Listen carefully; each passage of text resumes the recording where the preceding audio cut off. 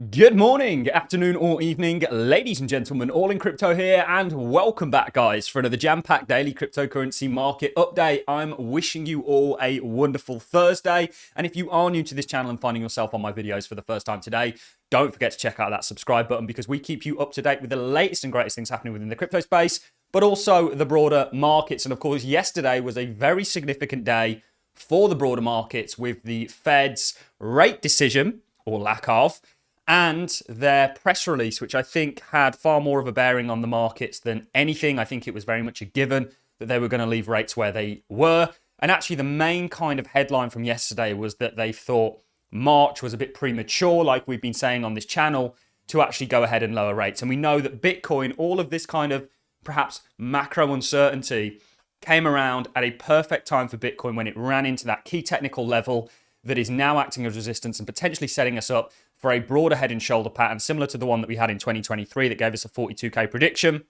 that ultimately may take us to 150k. And we're going to be looking at some fundamental news that may accompany this in regards to the supply shock that we're going into for Bitcoin. We've got a lot of news to get into. We're going to be looking at the dollar. We have Eurozone inflation today. We've got non-farm tomorrow. We'll be setting everything up for that. And then, of course, we are going to be talking about how the UK government has seized $1.4 billion worth of Bitcoin in an attempt to launder proceeds of a $5 billion investment fraud carried out by or in China.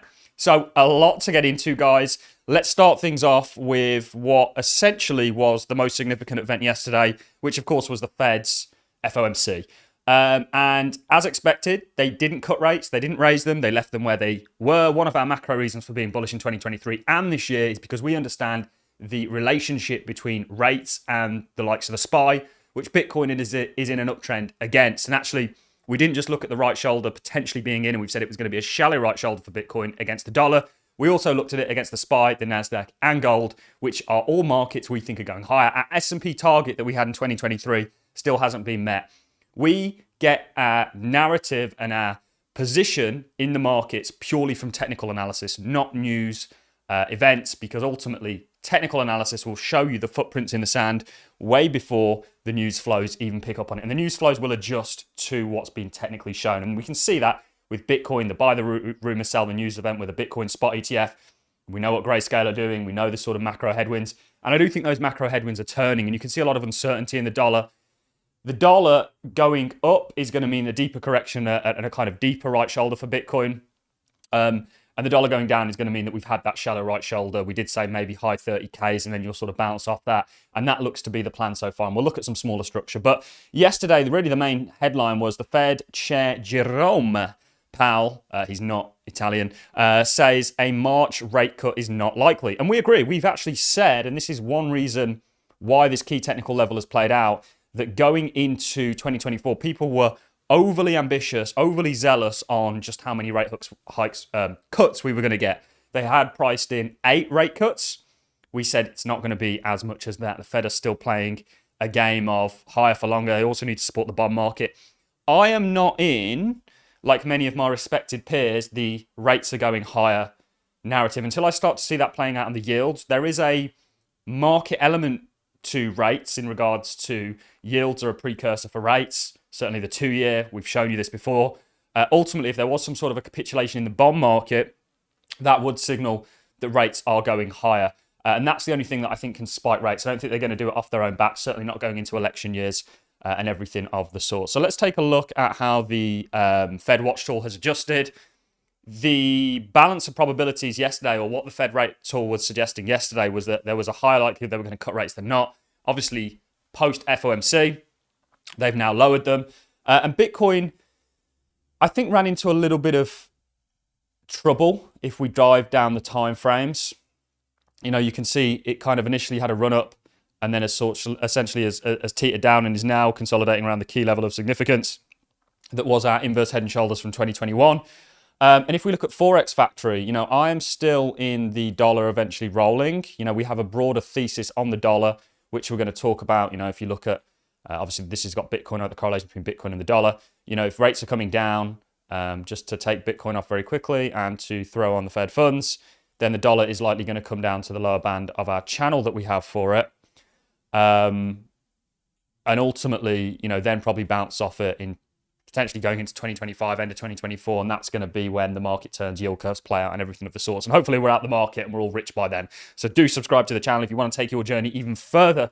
Become a Patreon, because you'll unlock my full portfolio, including altcoins that we genuinely believe in this cycle can 100x in categories like DeepIn and many, many others. So we are getting some interesting data in regards to Eurozone. So going into this year, you had spikes in, and let's zoom out the charts here, or higher than perhaps wanted inflationary data from, first of all, the EU, then the US, then the UK.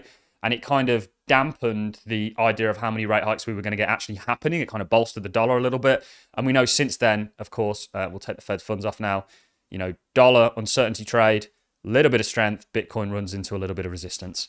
And actually, we'll talk about Bitcoin in a little bit more detail. But today, you actually did have a few minutes ago core and CPI for the EU, and it came out lower than the previous one, and actually slightly higher than expectations, but still lower than the prior, only by 0.1. The only thing that really disappointed was, of course, core CPI, not CPE, clinical professional development is what I'm talking about there, as somebody who used to be in the dental field.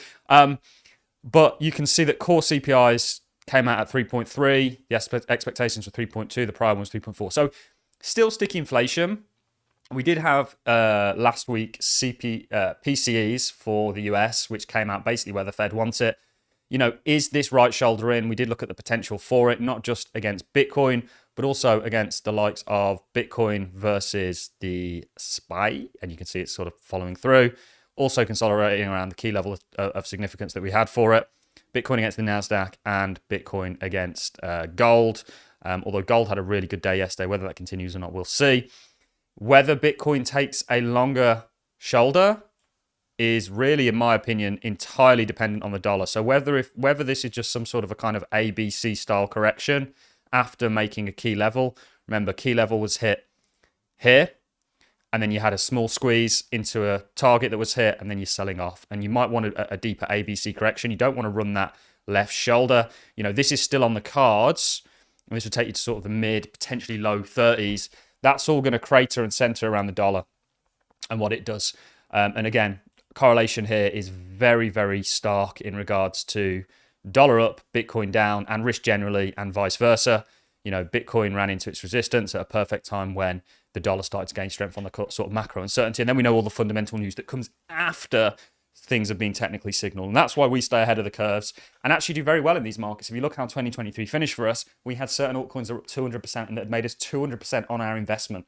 It is my ambition one day to start a fund. And I feel like this is the great training ground for me to do that in regards to proving it, certainly to you guys publicly and, of course, Patreons. But we'll see what happens with the dollar. I'm reluctant to call instant downside for the dollar, because if you look at how it's consolidating here, if you go on the daily candles, you can see the sort of indecision that the dollar's facing. It's kind of escaping out the top of it. You had a similar thing here.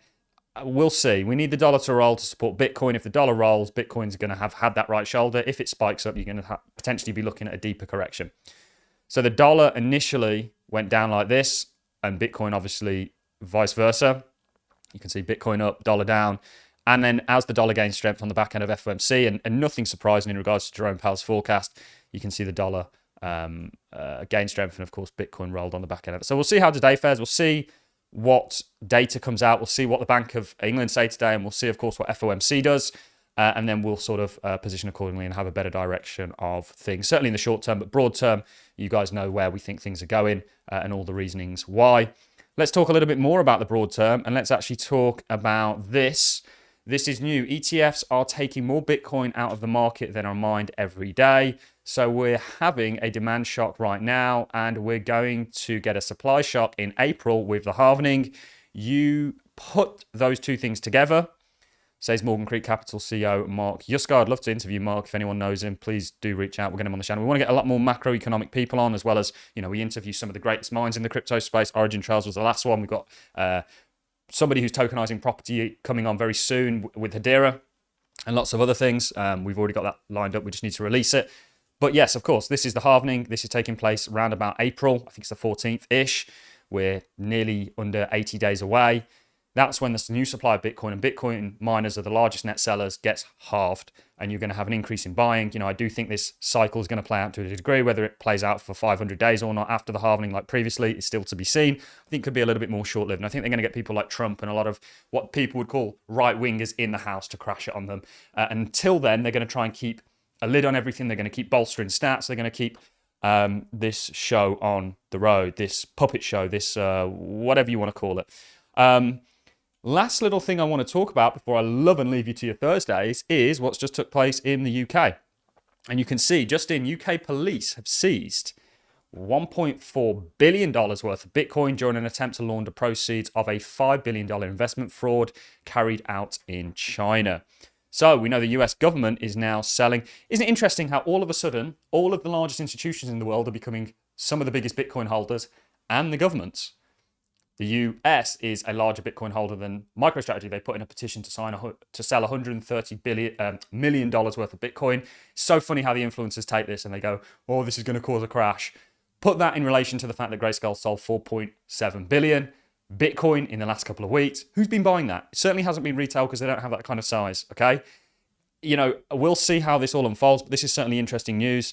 And I thought it was definitely worth reporting on. Guys, that's all I've got for you in this video. Please subscribe if you haven't already. A like and a comment is always appreciated. I want to know your thoughts on all this. Do you agree with me? Do you disagree with me on my general thesis? And if so, why? Because you might be looking at something valuable that I haven't found. And ultimately, as the Allincrypto community, which you guys are that tune into me day in, day out, I want us to grow and win and make money together. That's all I've got for you in this video, guys. If you enjoyed the content, like, appreciate it, as a comment, and I'll see you in the next one.